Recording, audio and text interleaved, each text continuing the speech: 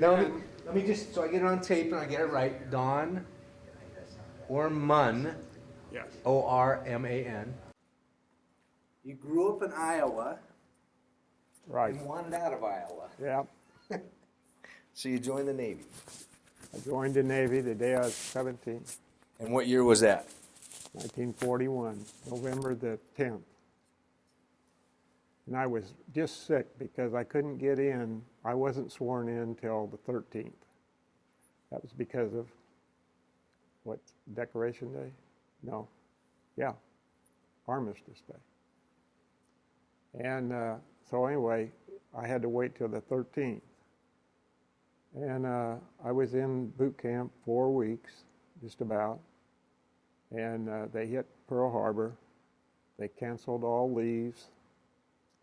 And we were shipped out the 8th, December the 8th. And this was another real thing I hated. And we went to Norfolk, Virginia. And I was assigned to a big old ship there, but I didn't know it was just a, what do you call them? When that's where they would hold you till you got assigned. And so anyway, we went down about 3 decks, carried all of our gear, assigned a bunk, and I could cry. And they started calling names, and Don Orman was one of them. I was thrilled to death. So I went out, and we had a little guy there that had a clipboard and telling us how unlucky we were that we were going to be on a destroyer. Well, I'd put in for a destroyer and requested fire control, which are the ones that fire the guns. And so I was the happiest guy in the whole world. So we went aboard ship, but our ship had been assigned to duty in the North Atlantic, and they escorted merchant ships out to meet the British. And they wanted just to be back in the States so bad. And so we was only there a couple of hours, and they shipped us to Charleston, South Carolina. And they were all just, they were really sick. I think I was the only happy one on the ship. So we pulled into the base there in Charleston, South Carolina.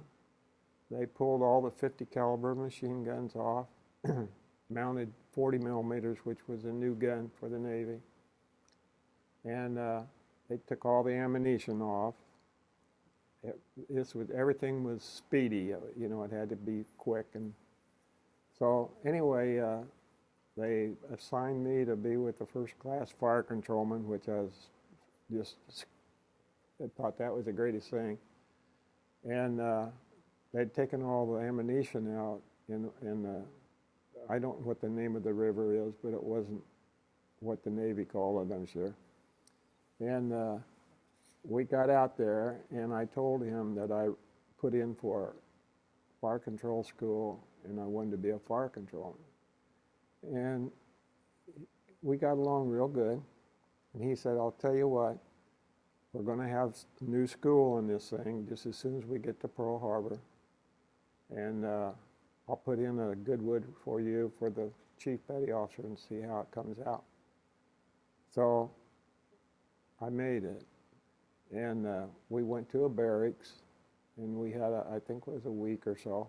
We was waiting for ships that we were going to ship out of there real quick. And the only time I was ever good in school. I really worked at it. And another kid, he was 18, and the two of us were the top grades, so we were the ones that were put in for testing for and where was that school at? Pearl Harbor. Oh, okay. And so we went there. Now, some of the guys were gunner's mates, and they worked on the physical end of the gun. And we got to fire. Ooh, that was a thrill for me. I was going to say that must have just been the first time you got to fire one of those. Oh, yeah. Oh, yeah. And so there's this 18-year-old kid, and I was the two that come out on top with all the testing and everything. So we were assigned the gun, and we were on it forever. And now we were in the with the Lexington, which was a Battle of Coral Sea. And one of our destroyers were assigned to take the Neosho, which was a big fueling vessel. And it was, they were to take them out away from danger, and they were the first ones the Japs found. Both ships were radically killed. I mean, they really got them. The destroyer, I think, had 9 survivors on it out of 200 men. And the Neosho went down, but a couple, 3 days later. And so we lost the Lex, and the Sims, that was the 410, and the Neosho. And they destroyed a number of Japs or ships, but they didn't sink them. And we also had with us, we took 300 men off of the Lex and carried them on our ship, which was terribly overcrowded. We were only 341 feet long, 35 feet wide, and very small. And so anyway, the Yorktown was hit bad in the decks. They couldn't land any planes on her, so we lost a lot of planes. The destroyers always went to pick them up when anyone went down. And we went back to the Pearl Harbor. They put her in dry dock with the understanding that immediately we'd be going back to States. And they asked how long it would take to fix the Yorktown. And they said, I don't know if it was 3 weeks or 3 months, but it was quite a while. And the Admiral said, we'll give you 3 days. And so they did. And we got underway. And that was when we went for Midway. And a lot of disappointment with the crew, but with us younger guys, you know, that wasn't near as bad.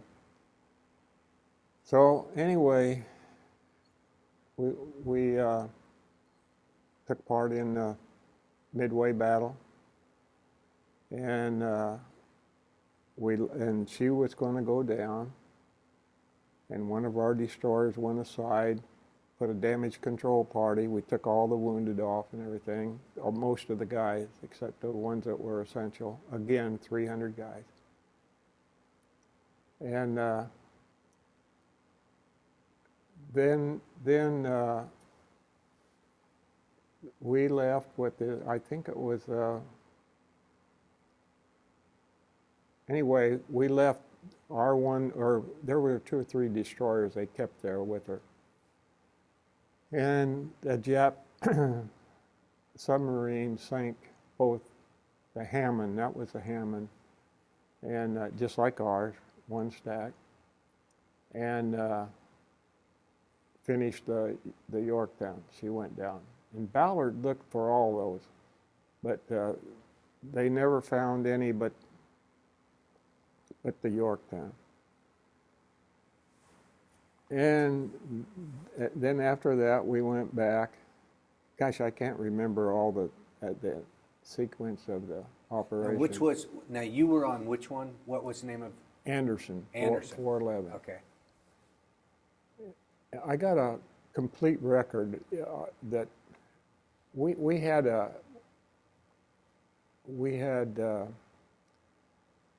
every 2 years reunion, and we had officers, old skippers. We had a mess of skippers. As soon as they got made a commander, they were shipped off and put on a new ship. But anyway, some of them still come back for the reunion. And then, I just know this can't be the sequence of that, but then we were patrolling and we were with the WASP, but it wasn't our responsibility. I mean, oftentimes they had, different groups that would separate whatever happened. We'd have battleships and heavy cruisers and whatever was happening is they took a part in it. And this one, and the fire controlman always had to give the range to the carrier because it was very important that we stayed 4,000 yards away. And so... How come? Why? The best cover that you could give them. Is whatever was happening, because you never knew what was happening. We oftentimes had submarine contact, dropped depth charges. They always kicked oil and stuff like that out to make you or so you would think they were hit. But the sound guys could pretty well tell, because if they kept their pumps going all the time, they knew they was in trouble. They were in trouble. They were desperate. And they didn't like to hold major ships back, so usually we didn't have the opportunity to stay with them till we were pretty sure of getting it. And that wasn't always sure either, because you had to turn around to make another run. And that's when they were very smart and active and knew what to do. And that was when they tried to broadside you. So anyway, they hit the Wasp when she was fueling. And they also hit the O'Brien, which was another one of our destroyers. And they didn't have heavy casualties, but it broke the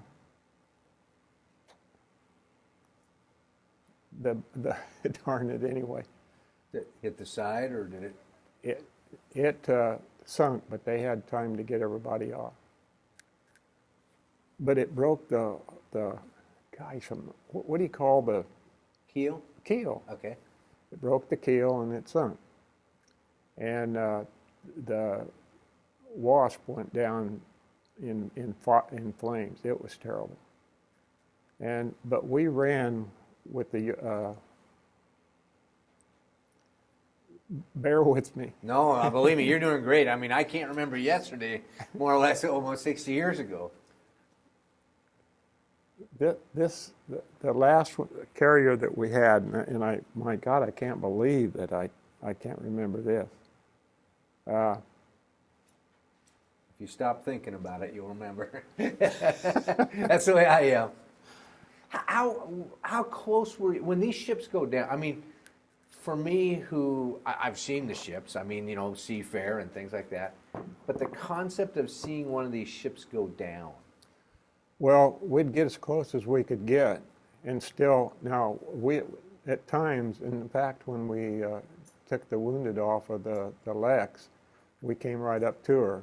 You could see the paint blister and swell, but the idea was to get everybody that possible, because they'd jump off or go down nets or rope or whatever, and as close as you could get. Because I imagine you're doing this and they're doing this. Yeah. But there's lots of times the sea was so calm you couldn't believe it. But in the north, it was just the opposite. And that's the way with Atlantic. It was brutal, cold. And so anyway, Hornet. And that was a brand new carrier. They were the ones that took Jimmy Doolittle to Japan. And they told us that once in a while you got to go ashore and they'd have beer and pop and all that stuff. I never did drink. I promised my dad I wouldn't. I never did. I don't. And so anyway, we went ashore, and they told us that they kicked the crew out, Jimmy Doolittle. And they actually had some fist fights there, and they knew they was lying. how silly they must have felt when they found out they were true, you know. But anyway, she was badly damaged, and I'm trying to think if we lost anybody else. And they tried to get her under tow to get her back to Pearl Harbor. Japs came after us all the time, and finally they gave up, and they left one ship to stay back with two of us, the Morris and the Anderson. And they stayed, we put 8 fish in her to get her down as quick as it could go before the Japs would overtake her. They didn't want them to get that news with all the equipment that was on it and all that stuff. So anyway, we fired 5-inch guns, 8 torpedoes, both of us, put her down immediately. Wow. And took off, and they kept us illuminated all night long, and followed us with aircraft, dropping flares and stuff. So that time then, I guess we went back to Pearl Harbor. But during this time, we got a young skipper that was just phenomenal. He ran that ship just like you did a speedboat. When he, you know, some of them you'd have to fire it with a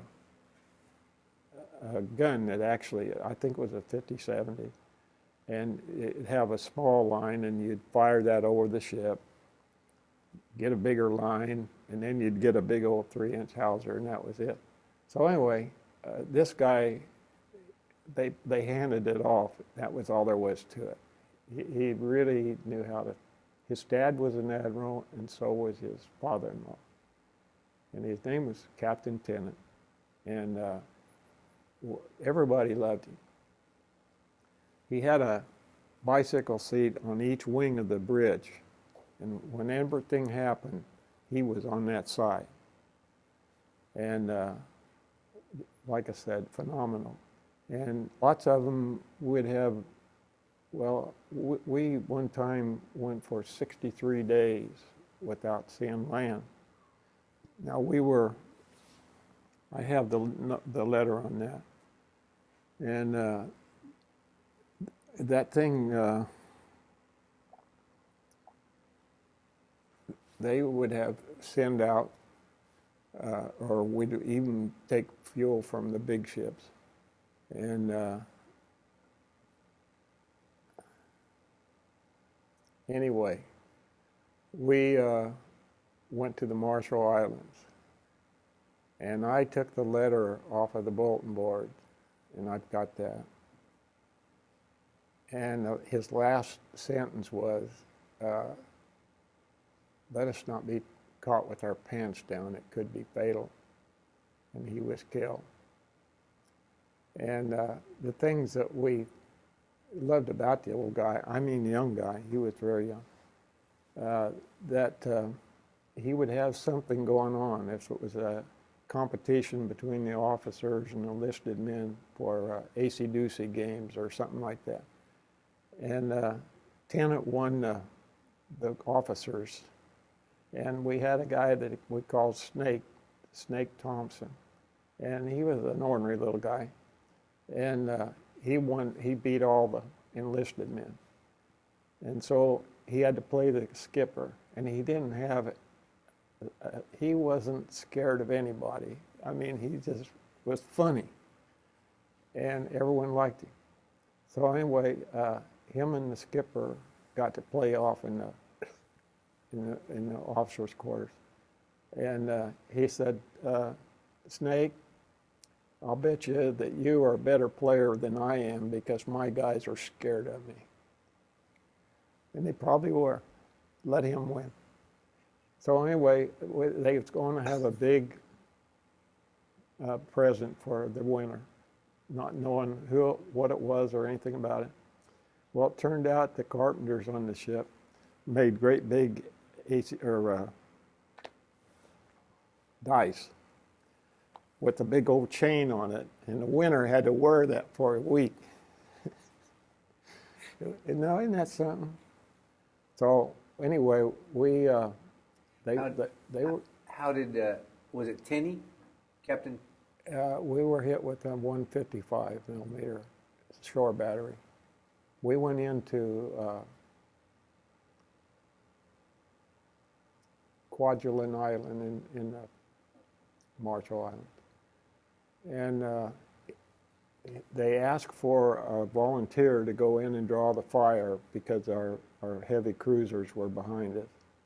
And they couldn't see where the shots were coming from, and they were coming too close because they knew what all the ranges was, without a doubt. And when you get a straddle, that's the same as a hit. You can't get any better than that. And so they asked for a volunteer, and Tennant gave the course change before he ever sent the radio message back. So we were in a big old sweep, and they nailed us right, and he was there, right on that side. I think it was, if I'm not mistaken, at that time there was several injured and 8 of them killed, including the skipper. And so anyway, we requested that they would let us go and join the land crew. That this was a diversionary action to get all the help they could get on us, and when the Army went into land. And so anyway, we requested that we could bury our dead and take part in the following day's action. So we did. It's the only time I ever seen actually fellas that were buried at sea. Really sad. What did that do for the? Because now, how old are you now? You're like 19. I was. This was coming. This might have been 43 or something like that. So you're still pretty young. Oh yeah. And you said the skipper was pretty young. Yeah. I don't know how old he was, but of course he had to be older than that because he'd went through Annapolis. What that do for? What does that do for morale on a ship like that? Madder than hell. We were, we wanted in on it. He was after anything he could go after. In fact, the matter is, he was on a fork stacker on the East Coast sometime between when he came aboard our ship, and they got a German submarine to the surface, and he went in after it with just they had a very small cannon on the front. And they overtook him and sunk it. And he got the Silver Star. So he had guys came aboard ship long time afterwards and really want to know if Tennant was killed. And we had a lot of things like that happen. We had an electrician that was brilliant, and literally. And he had made skipper. His dad had died, and he had a younger brother. I don't know how many there were in the family, but I know that there was one young boy. And Reagan joined the Navy, and told him if he didn't go to college, he would personally take care of him. And so after we got back to Pearl Harbor, his young brother came, and he was in the Air Force, a pilot. And he just wanted to talk to all the people he could that knew him, really liked him. And he'd never married, And he was no longer a young guy. I expect he was close to being timed to, maybe 20 years yet. And he went on leave, and he came back, and he told us that he was married. He'd married a school teacher. And we were all bitter as heck. We just thought that was terrible, that they just knew that that gal was after him for whatever they could get.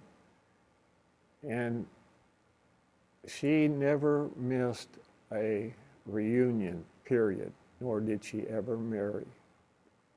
And I went to, the first one I went to, her name was Edie, and I went to her and I asked her if she would dance with me. And she's sure, it was just great, much older. And so I said, would you care if I said something about your husband? And she says, honey, that's what I come here for. So we had such a companionship. I mean, we had a lot of guys that were shipped out, that were compelled to. But we had a lot of guys. I never would take a transfer. And even when I was hit, we took a kamikaze in the Philippines, a lady, and we were shipped to a hospital in New Caledonia. And when I got there, I'd already lost 90% of my hearing. This one was deaf real quick. And I hear through this one. It's a hollow thing, but it still transmits sound. I don't have to turn 180 degrees, to hear something.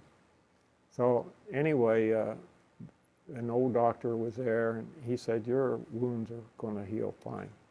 I was shot through the side, through the back, and a lot of small ones that didn't really cause any damage.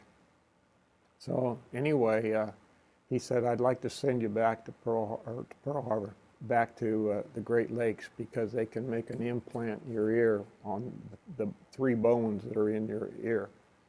And pretty good luck with it. And I said, what's the percentage? And he says, probably 50%. I said, don't do anything to keep me from going to my ship. That I want to go back. So I did. And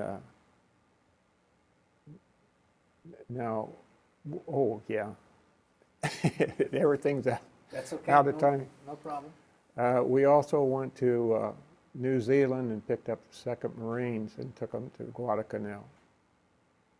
And we sunk a Jap sub there that we had a lot of them that was damaged, or at least they portrayed that they were. But anyway, we did get credit because that one washed up on the beach in Guadalcanal, and of course they gave us the credit then. And 16 planes that we got down. And a lot of shore bombarding and stuff like that. And we missed these. We missed some real shore batteries, or some real naval engagements that included many heavy cruisers, battleships, and some of them were terrible. Within a time or two, even close enough that we could see the fire from both sides as they fired. And our jobs was to watch certain channels or something like that. It was an exciting thing.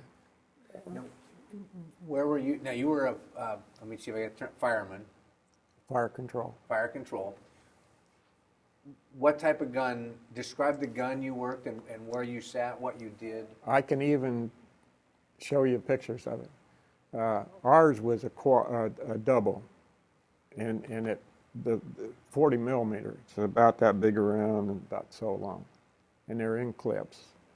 And my director was just about the height. I always told the guys I'd kick them in the head if they, you know, wouldn't do what we told them to. I had a spotter, and this thing had handlebars. And this is the thing that saved me. It had a little box, and there was a reticle that you could see. And when you moved this thing, it had a gyroscope in it, and it would force the sights to. It would put you close enough that you could see your tracers, you know, and then that's where your skill come in. If you didn't watch it right in the right place, some of them on the ship would say you were shooting a block ahead of it, and the other one they were a block behind it, and all that stuff. And then they'd drop it was a target that the Air Force used, and towed it behind a fighter plane, and they'd drop that thing, and you were always just wondering if, you know, what you really did.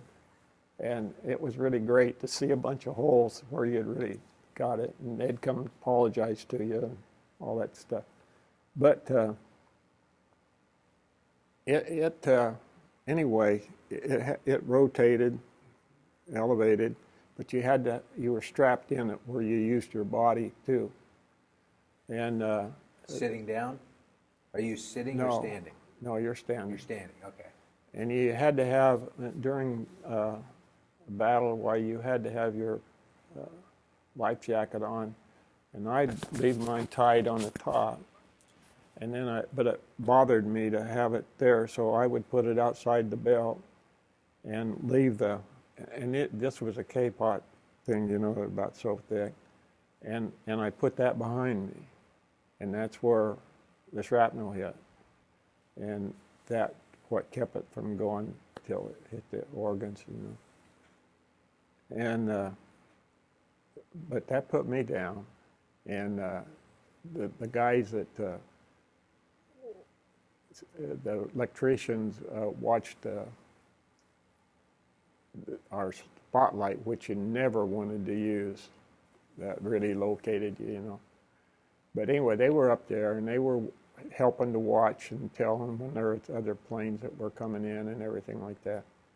And so they called the fire control group and told them that they had a guy down. And they come and took me to the officers' quarters. That's where they held all the wounded guys. We had a lot of them killed there. And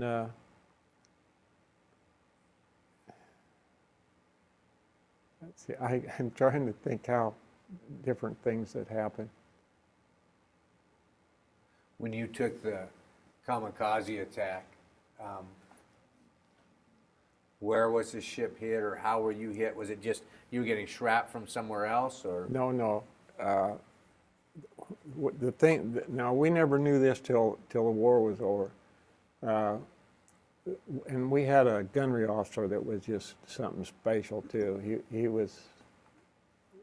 We had so many special people on that ship, I can't believe it. And so anyway, we had been under attack. We went into Leyte, and the Japs were really surprising some outfits, and that's what they got involved in in sea battles, was that they came through the wrong place that we didn't know they could come, and they really caught them and did a lot of damage. So anyway, we had everything from Betty's, which was a 2-engine bomber, and the firing machine guns outside, just like we did from 17s and all that kind of stuff. And so anyway, finally, just about dusk, there were 3 planes, and jet plane. We asked for air cover, and it wasn't available. I mean, there was too many ground people, and you know, that was it. So anyway, they came around, and the gunnery officer. Now I wasn't there. I was on my gun, and they were in the big director that controls a 5-inch gun. And so they said, he, he was about like the skipper. And he said, let's give him a round. And they fired burst at him, and that was too far, actually. But that started them off. The one guy came. And, of course, the skipper was just doing all the weaving he could do. And this guy was determined. I mean, he was right on it. So we'd only get a chance to fire when the ship was in the right position. And about then, he'd turn and the other guy would get a chance. And so every once in a while, they tell me, that isn't what I was watching for, that you could see that they were hit, that he was hit. There was just the one came in. And so anyway, he came right down and hit right behind. I got pictures of this. Right behind the doggone one stack, and it drove clear down through the ship. And they told the guys that were in the magazines not to flood them unless they really had to, and they had a gauge in there that when it went so high, it was time. So anyway, they were on fire. Lots of them were down, and it was a heck of a time. And but this ship had a fire room. Now, I may be saying this wrong, but they had a fire room, fire room, and an engine room, where I guess a lot of them was all in, together. So they were able, and God helped them guys that were below decks. I didn't even want to go down. Nothing scared me, but being down below that thing and that steam, that just wasn't my bag. And they had guys that lost their life going down through live steam because that cut them in two. And even if they made it out, the guy said when they touched them, the meat stuck to their fingers. You can imagine what what they were thinking and everything like that. And so anyway, they were able to get that doggone thing running, and they got us into the, I'm trying to think where, it seems to me like it was D-Law, two small bases where it was a good port where they could get the troops in, supplies and all that. And they had this, they called that an evacuation ship. And they brought the troops in, and then they were taking the wounded out. And so they loaded us on this ship, and they were trying to get out to the quickest hospital they could get to, because there was a lot of guys that were really critical. And it took us 19 days to find a hospital. They went down through the Solomons, the different islands, and they went clear to New Caledonia before they had a place they could put us.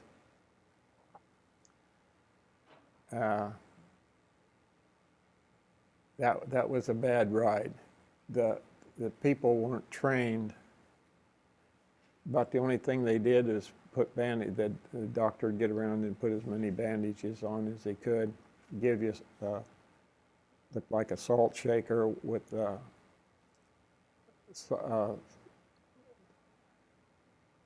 new drug they had right at the war, not penicillin. Was it the sulfite? Yeah. Sulfur? Yeah, sulfur. Just hold the thing out. We had a young Marine that was just special. He had been shot through the leg with a .25 caliber. No, he said nothing. Didn't bother him a bit. He would have stayed right on the job. And he went around and he helped everybody. And about, I don't know, a couple weeks maybe after he became so popular and everything like that, we didn't see him anymore. And we got to asking around, and finally someone said that he got gangrene in the leg and they had to amputate it. And wouldn't that be a sorry thing, you know?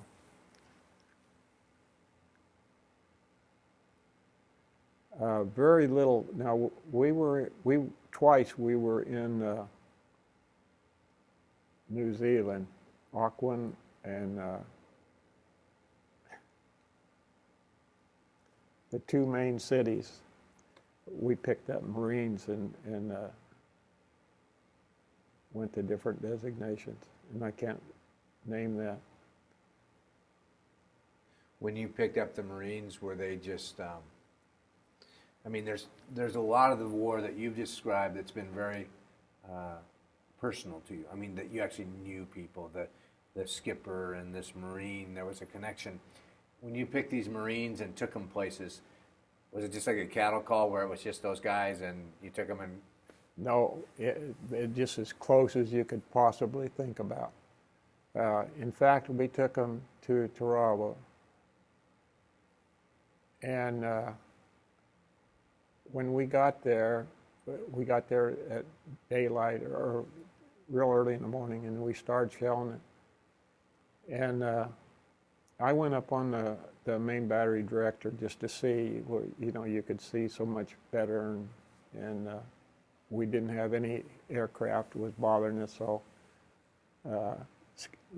our gunnery officer told me to come up and look. And they could see this whole island. It was a small island, and it was all coconut trees and that sort of thing. Nothing was high.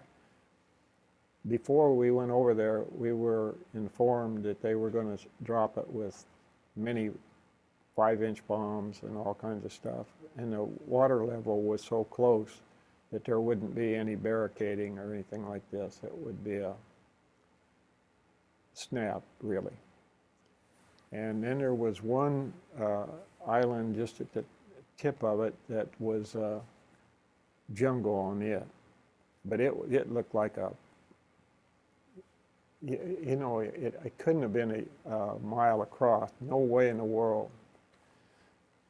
And so we went in and got just close we could, was really hammering the Japs there, and the Marines were coming in. And when we got done, we fired for a long time before they took them in. And so one guy, I remember hearing him yell, and he said, "Hey, Skipper, give me the motor whaleboat and I'll raise the flag." Well, when the Marines started in there, it was terrible. There was 1,000 Marines killed on that stinking little thing. And so anyway, they kept calling for fire, you know, it's a designated place. And our scouts would tell them, "Hey, this is going to put the fire right with you." And they said, "Give it to us. We want it." So then that night, and bombing the heck out of it. And that night we got a call. Of course, everyone was on duty all the time. And the Japs had started to make it across the low tide to get on that island, which would have been much better for them. And they called and wanted, we could set our fuse on a 5-inch projectile, and you could go anywhere, you know, you could explode it whatever height you were going to aim for. So we did. And you can imagine they were running and to get across, and we were firing rapidly and killing a lot of Japs. And it took 2 or 3 days, I'm thinking, before they cleared it out. no survivors. They didn't make survivors. So they're How far out are you from just where, as close as we could get, because we weren't, underway. We were just standing there or barely moving or whatever it took to get us where they wanted us to be. so when you're firing at this island, are you close enough that you can make everything out and see people? Or Oh, is it- yeah. Oh, you Oh, are? yeah. Yeah. And anytime they seen any people, we'd use 40 millimeters, and after it got that desperate. And they'd go right in, just as close as they could get to not run aground, but we could take, small arms fire. Whether we ever did or not, I wouldn't be sure. So that by the time you got done, this island that had some palm trees, sounds like it was. Flat as a fruitcake. It was just, yeah. They just eliminated the whole thing. And you always wonder what really did they need that one for, Oh yeah, and then after our ship was repaired, now, of course, they all got 21 days leave, and when I got back to the ship, now our skipper wasn't personal like the one that some of them that we had, and so they said, "My God, what are you doing back here?" And I said, "I want to come back to my ship." So they said, "We'll send you home, and hopefully we'll be here for 21 more days, even with, for our test run and everything like that. And you get your 21 days leave. If we got an extension or anything, we'll notify you and you can stay." But I got my 21 days. So we came back, and they sent us to the Bering Sea. Now, this was our last assignment with major ships. Of course, many destroyers were much, better, heavier, bigger, more efficient. So I think this is why they sent us out to pasture. So, oh yeah, and when the Japs went into Attu and Kiska, they sent us up there then. And that was bad duty. Rough, cold. This was endless. We never did get out of that thing. It wasn't. These guys was always thinking that we were going to go to the States, and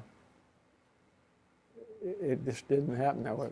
When they repaired our ship, they sent us back on a troop transport, and that was for another 21 days. Well, you went from one extreme weather to another extreme weather. I mean, going from... Oh yeah, but I liked that north. Oh, you did? Yeah, when I got up there from Iowa, we had catfish and carp and bass, little fish. But one time my chief come to me and he says, "Orman, if you ever wanted to volunteer for a working party, get this one." And I says, "Chief, if it's what I think it'll be, I'll take care of you." And he's a great big guy, fantastic guy too. And it was a fishing one, and the welders had made big triple hooks, and they put 21 strand lines on it, and we took the motor whaleboat out, found this river, went up, and guys, you could hit it with a stick. I mean, it was just nothing, So we got up there, and I thought, they're not going to get any fish in there. And it was really something, because the sockeye was what was running, and that's the little small ones. Of course, you know what they are. And I yanked on that thing, and I had a salmon on there. And I jumped in that water, and it was up above my knees, ice cold. And I couldn't believe it. And then I seen everyone yank that thing, had a salmon on it. So we threw them in the motor whaleboat. And we had cooks that were top of the line too. And so they took them things, dressed them real quick, cooked them for us. And you can bet I went on every one of them things. It's funny how there's that average everyday part of almost kids will be kids during war. Oh yeah. Here you are dropping the fish, the whale boat, and out salmon fishing while the war is going on. You know. Yeah. We were in Kodiak. I went over there hoping I'd see a Kodiak bear, but I probably wouldn't have. and a lot of things that were different. Every time we stopped on an island, we swam right off the ship.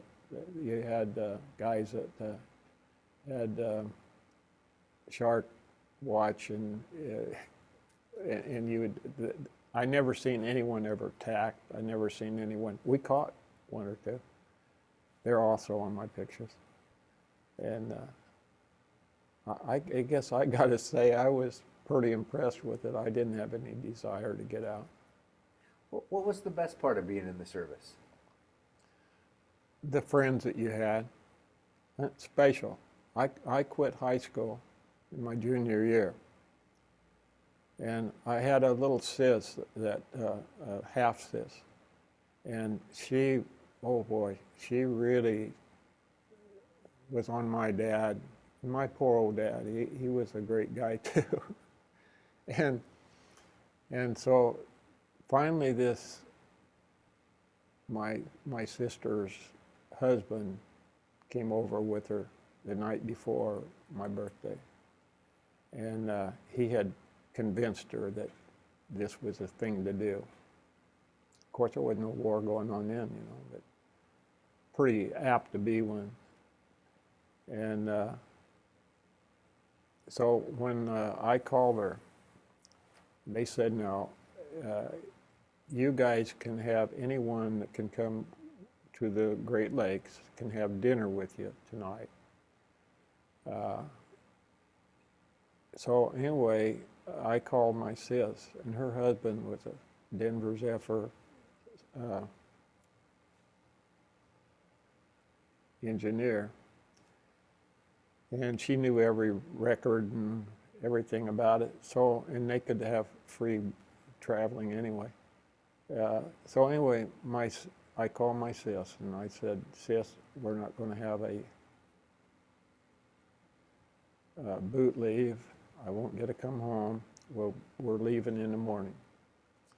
And she said, I told her that the only ones that would be there would be ones that could get there in 2.5 hours or something. Well, I don't remember the real time. She says, "I'll be there." And she was. And that's when I changed my opinion of my older sister. And it remained that way forever.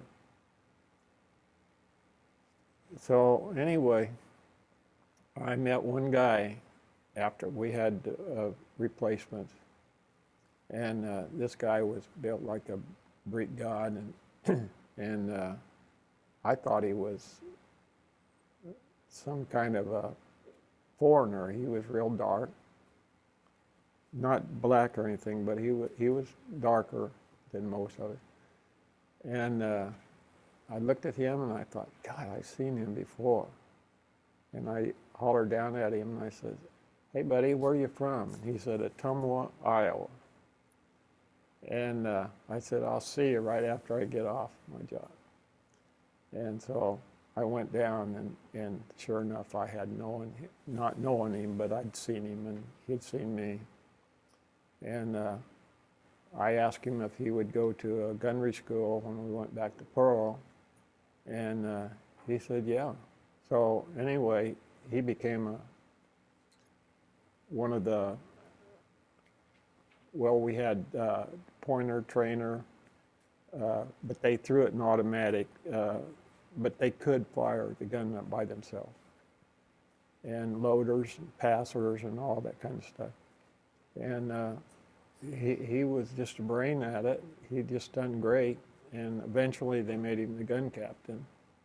And so anyway, he said, how'd you like to have write to my little sis? She's about your age. And I'd never had a date. And I said, sure. So I wrote to her the rest of the time, which was probably 3 years. Came home and they told me that if I took a entrance exam in school, that I could get in college as a special student. So I took the test and I made it. And so I started dating some, but always got back to Deanie. We've been married 56 years. My brother-in-law is 81. I'm 77. And of course, my mom died when I was 9, so I didn't have a mom, but her mom and dad adopted me right off the bat, and she would take my side. My wife says, "Talk on you, Mom. Why do you always take my side?" Turned out good. That's a unique story so far that I've heard. I mean, I've heard a lot of stories, but so that the whole chain of events there, you saw the guy, he looked familiar. You asked him where he was from. He's from Iowa, from where you were. And then as you got to be buddies and serve together, same gun group. He just said, "Do you want to write my?" And so you guys just started writing, and we wrote. Yeah, she wasn't allowed to date till she was 16. She's a year older or younger than I am, and she wasn't making no commitments. You know what I mean? But I'd like to show you some of my pictures. I'll peek at them when we. So you never met her until. No.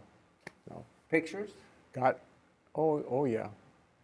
She sent me a picture too, and she wrote a lot, and but like I said, it was just strictly, this my brother's buddy, and I guess that was about the size of it. But I went to 4 years to college, got my degree in biology and minored in chemistry. We were going to go to med school. I thought we should do something good after all the bad we'd done. Not really. But I was very proud of what we did. And I don't know. She's not in good health now, and I really take care of her. But just when we were traveling a lot and having a lot of fun, I've been retired for 15 years. So. Of course, I've done the worst of it. I had a stroke. Oh, is that right? And you said you've been married how long? 50? 25 years. 25 years. 26. I'm sorry. How about 56? Okay. There we go. I'm going. Yeah. 56 years. Wow. Yeah. Huh. Boy, and what a neat, because you and your brother-in-law must have a very... Very good. Now, Deanie says that there's no way she could go back. And Elmer, we call him all the time. She ran with his wife. And so it just was perfect. I mean, it was. And he's been married a little longer than I have, a few months longer. And we called him on his 81st birthday, which was a couple of weeks ago. And he says, and he was quite a drinker, and he was a fighter. I mean, a fighter. He'd give me heck for things I always volunteered for everything, and he'd say, you know, if you get in trouble, I'll come after you. And but fight he would. And so he got real religious. And I said, Elmer, I liked it better as a drunk. And of course he calmed down and, you know, became just a good Christian. And so anyway, we called him, and I know Deanie Voices. She's very small, 97 pounds, and she was heavier than that before. She's about 110 or 15, and she said, "Elmer, I can't talk any louder. Don't you have hearing aids?" He said, "Yes, I got hearing aids, and I can't see and I can't hear." And he can't. And his wife had never driven. And when his eyes got so bad he couldn't pass the test, then she learned to drive. So they're quite a couple too. They had one son. I had two sons. All boys. Two boys. Old Krager, he's quite the boy.